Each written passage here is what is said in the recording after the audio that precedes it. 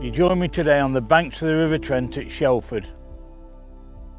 This section of the river is above Burton Joyce and below Stoke Weir. This actual stretch of water belongs to Nottingham Anglers Association. We brought the cameras down today just to show you how good the River Trent is.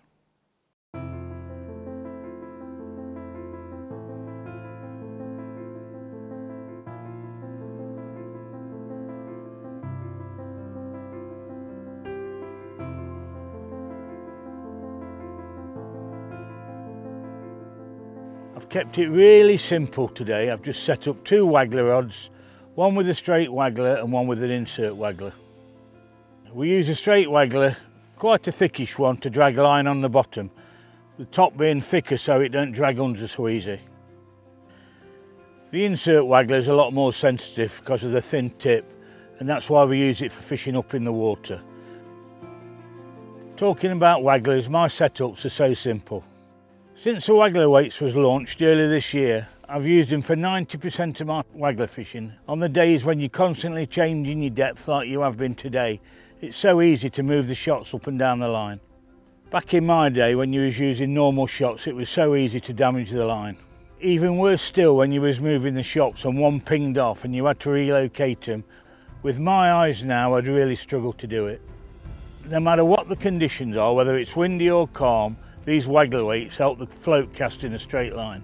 And like on most rivers, accuracy is so important.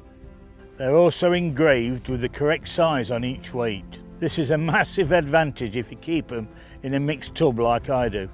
I really wish I had these Waggler weights available to me in my heyday. They're so simple to use. Although there's loads of fish in the river, they can be pretty sneaky to catch. All I've done today is swap between the two rods just to keep bites coming. It's been quite deep, 14 foot deep on the 20-metre line, and we've just loose fed maggots and hemp, and the fish have been coming up off the bottom and then going back down. As soon as you've caught one or two, they've disappeared to the bottom. We've picked the other Waggler rod up and caught on the bottom. Keeping them with a very simple plan today, all I brought with me is maggots and hemp. I've actually fed quite heavy today, equal quantities of hemp and maggots, and probably got through about 3 pints of each. This was essential because the river's fishing that well and there's that many small fish as well as these nice stamped chub we've had to feed to keep the fish coming all day. Best duck bait by a mile today has been double bronze maggot, which has kept the small fish at bay. Today I've used a size 18 hook. If you take nothing else away from this film, go out and try the new Acolyte hooks. I've used a Maggot Plus hook today. I've never used a hook that stays so sharp for so long. You need the confidence in the hook that's going to stay so sharp for the duration of the competition. And that's exactly what you get with this range of Acolyte hooks. Traditionally, most anglers opt for a 13-foot Waggler rod.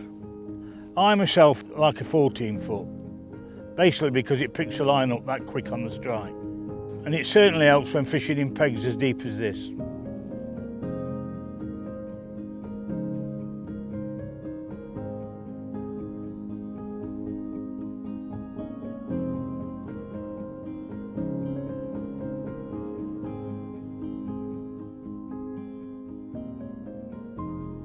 We've been spoilt today, we're the only ones on the river.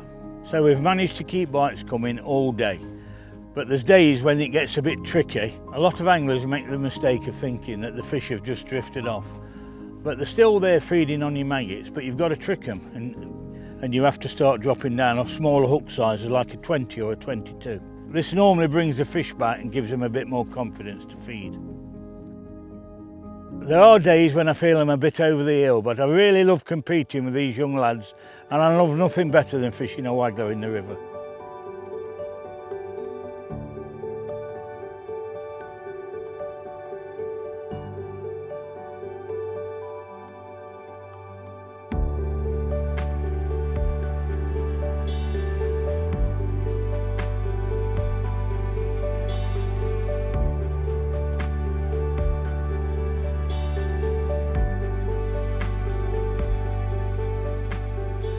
We've only fished a short session today, but we probably ended up with 18 to 20 pounds.